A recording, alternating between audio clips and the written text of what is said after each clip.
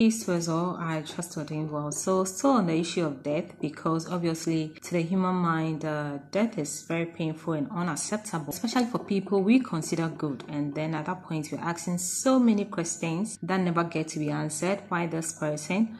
Why are bad people still alive and this person gets to go? Now, the question is, who determines who is a good person and who is not? On what merit are we measuring these things?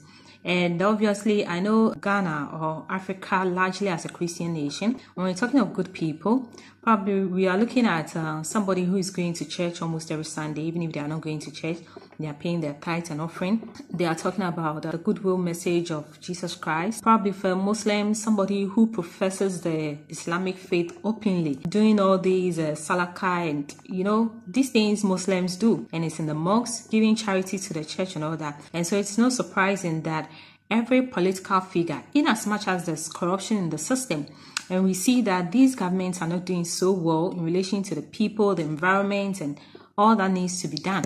One way or the other, they are always affiliated to church, because this is how most Africans and Ghanaians especially have been programmed to think that if somebody is going to church, then it means the person is God-fearing. It is no wonder that our president promised a cathedral built for when he comes into power. So this is what we see. Everybody wants to be religious. Celebrities secretly go to all these spiritual people for protection, fame, and then once they are in the limelight, it is the work of God through Jesus. They want to be in church here and there. It is even alleged, I've not seen anyone yet, that even most gospel musicians still patronize most of these spiritual centers under cover of darkness. Then during the day, they are the God-fearing men, good people. It's still being even circulated that some pastors still go to these people, get all the powers to have a large church membership. And then, in the face of the people, they are God-fearing men. We had this man called Chirabosom, and the name Chirabosom basically denotes somebody who hates God. And one of the notable work of this man was that he was going from house to house, demolishing idol centers, and probably introducing these families to God through Jesus Christ. So many years down the lane, we've heard this same man come out to say so many things that otherwise a lot of Christians wouldn't say. He's spoken against the Bible. Even recently, we got to know he and his wife have divorced, and one main reason was because he had had extramarital affairs and had a child. Aside that, they were having problems in the home to the point that the lady speculated this man was abusive. Yes, still, people would assume he's still a man of God because he stands on the pulpit, he still has a church. So this is the criteria. And so when people die, we don't understand, especially when they are very young, and then there's so much tears and pain in the system. But it's all a reminder of something for us to know that there's something bigger than life, than just being good. I've been at that point before where I was this quiet church girl, always punctual at church. There's no church program you invite me to that I wouldn't be there, unless maybe I'm writing exams or something related to school. Probably I'm sick. But all my time, I wanted to be in church. Yes, though, it didn't stop bad things from happening to me. They still occurred, so I had to go through a lot of mental shifts till I got to this awakening stage. Well, maybe it may not be for everybody, and some people will still say church is the salvation and they want to be there. That's up to them.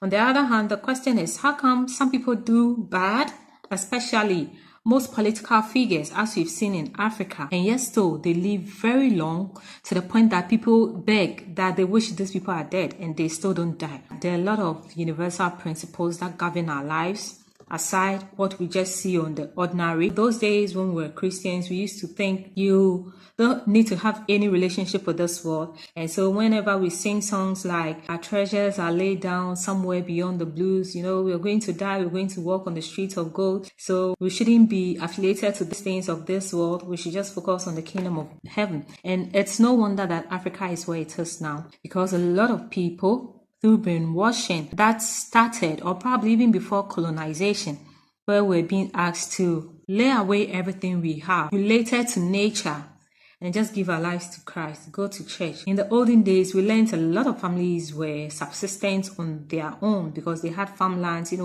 was barter trade.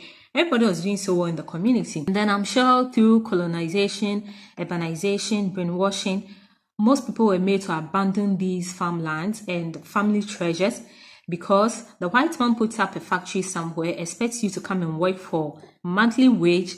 I don't know how they were able to convince us to believe that was more enjoyable than every day walking into your own farm, getting fresh fruits and vegetables to be able to eat, have a relaxation, have a peace of mind.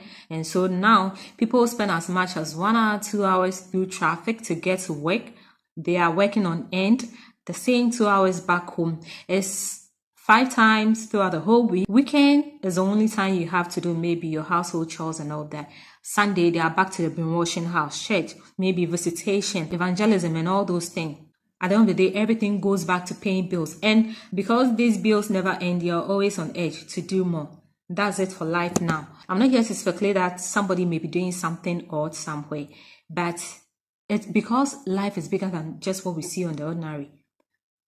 As we are judging people based on just what we see, oh, this person is good because he gave alms to that person and all that. On the universal principle, there are other things that are judging how you live your life to your own self in relation to other people and the universe. I'm speaking on these things because I used to be a Christian and there were a lot of things I did not understand.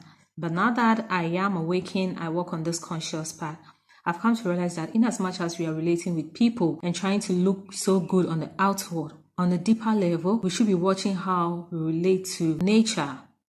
And when I talk of nature, I'm talking about the air we breathe, water. How do we relate to water? It's surprising that a lot of Christians think water is evil. I remember one time I told my mom I was going to the beach and she's like, "You're not scared? I've heard mommy water is there. She could drown you."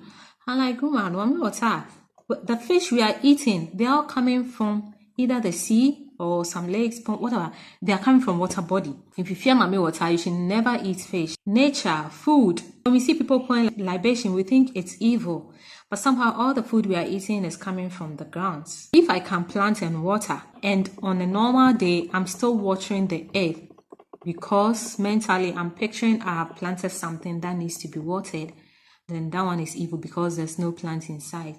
How do we relate to everything around us? The sun, the moon. For a long time, we've been brainwashed to think when you honor your ancestors, then you are evil, you are an idol worshiper, you are demonic. Meanwhile, how many years now since Jesus died? Because Christians claim Jesus came to the earth to live as a man. If you even ask for the original pictures of Jesus, nobody can produce these pictures. But in most churches and the Catholic Church, they have a statue of a man they claim to be Jesus. To the extent that the Catholic go further to have the statue of Mary also, because it was through her Jesus came. And you see so many videos on social media where people actually bow to these statues. You don't know who Jesus is, how he even looked like. But over 2,000 years, people are still worshiping God through Jesus. I may not know where my ancestry start from, but at least I know I have a grandmother, I have grandfathers, those who have passed on to another realm, and they watch over me. So I call upon them when anything is going on in my life, and for me, that's a big relief, and I'm never going back on this journey. So to answer the question why good people die, well, it's because on the face value, we are looking at it that they are good.